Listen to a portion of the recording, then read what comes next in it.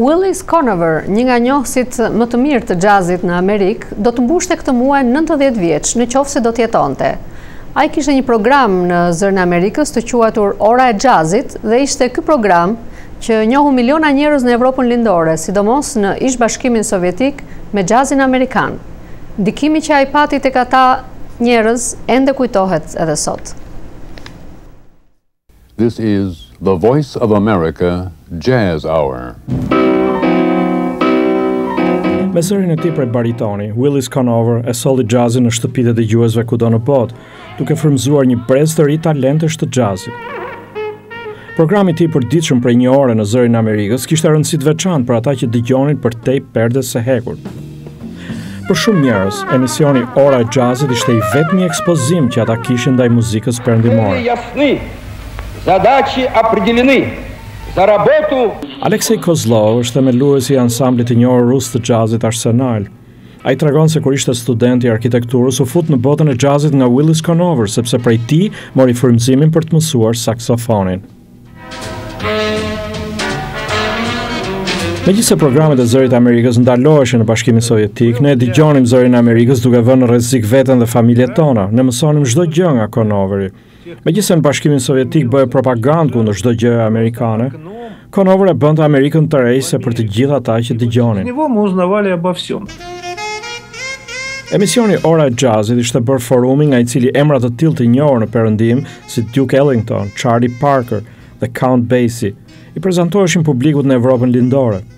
Por emisioni i tij ishte edhe një shkollë edukimi për muzikantët e rinj, të cilët i ndihmonte të ktheheshin nga dëgjues pasiv në pjesëmarrës aktiv në muzikë.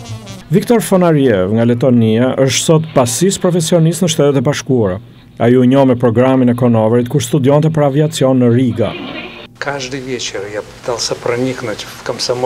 Çdo mbrëmje përpiqesha të hyja fshehurazi në klasën e vetme që kishte radio. Njerëzit në shtëpi ishin në gjumë dhe nuk e dinin se ku shkoja, përndryshe do të më ndëshkonin që dëgjoja programe të ndaluara. Nga viti 1955 derisa vdiq me 1996, Conover punonte nga studioja e tij e vogël në Washington. Prej këtej, nën perden e tymit të duhanit, ai përhapte në botë dashurinë e tij për jazzin. Kur nuk e kisha përfituar se një ditë do të vija këtu në studion e Willis Conoverit, legjendës së jazzit, pra që do të isha në studion nga e cila Conoveri fliste për jazzin me zërin e tij tërheqës. Efim Draker, producent në zërin e Amerikës, ka punuar në atë studio me Conoverin për 8 vjet me radhë.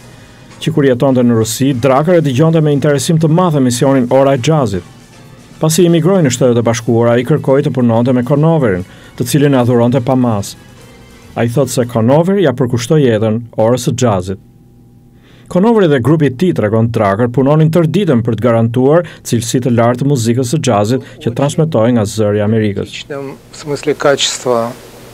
Ai ishte shumë i saktë dhe i kushtonte rëndësi detajit. Në atë kohë nuk ishte CD për pllaka gramafoni dhe nëse pllaka kishte ndonjë gërvishtje të vogël, ai më kërkonte që ta hiqja atë pjesë. Kishte raste që harxhoja tërë ditën për të pastruar gërvishtjet, por ja vlente sepse tingulli dilte i përsosur. Dhe pikërisht ashtu të përsosur dhe magjike e kujtojnë muzikën e Conoverit në Rusi.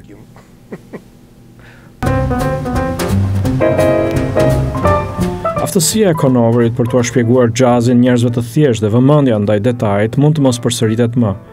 Por në një intervistë aty nga fundi i karrierës së tij, ai ndjej se e kishte arritur qëllimin e jetës si njeri dhe si artist. What I want to do is something that makes me feel that my life. Ajo që dua të bëj unë është të ndjej se jeta ime pati vlerë dhe mendoj se kështu do të ndihem deri në ditën time të fundit. I think I will feel that way on my last day. Jazzi sot mësohet dhe ekzekutohet kudo në botë.